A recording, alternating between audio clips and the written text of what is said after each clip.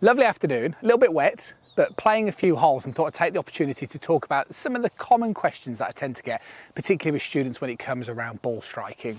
So, especially when the ground is a little bit wet. Up here on this hole at West Midlands, on the third hole, little par 3, but fourth hole, little par 3, it's obviously elevated and nice and dry. But when the ground does get really wet, it does become much harder to get better quality ball striking. The reason for this is because you can't shift your weight, and you need to be able to shift your weight to become a good ball striker.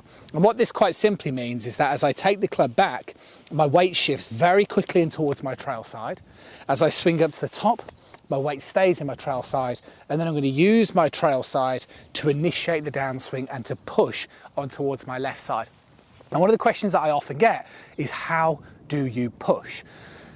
What you're looking for when it comes to your backswing rotation is you are looking to do two things really. One, you're trying to turn your shoulders about 90 degrees. Two, you're trying to turn your hips, say, 40 to 60 degrees, depending on your range of motion.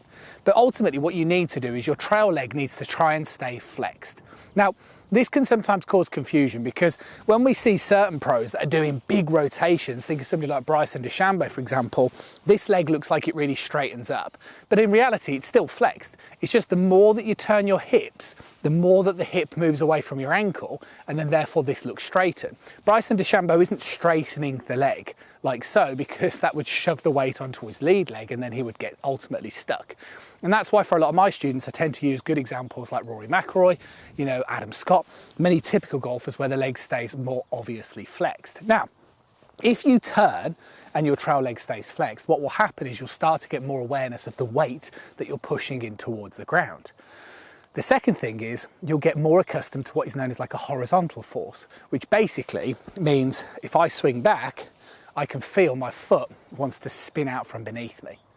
And you need to use those forces. You need to be able to activate that trail leg, because if I stand here, right, and this is the most common problem that I see, and I turn like this, right, and lots of my online students and face-to-face students will be thinking, oh God, he's talking about me, because this is what I tend to encounter. And then from here, you see, what am I supposed to do?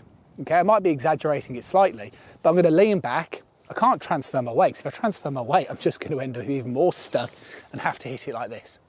So the point is, you need to be able to turn in towards your trail leg needs to stay flexed, and you need to turn to the point where you feel a lot of awareness of weight underneath your foot.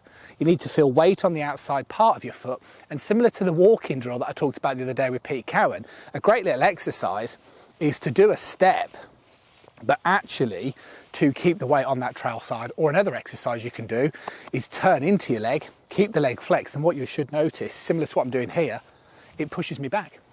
And that's what you need to feel. So when you next are playing golf, you need to make sure that you're not going to be able to force finishing the swing. You have to be able to turn in towards your trail leg, and then you can swing through very much from there.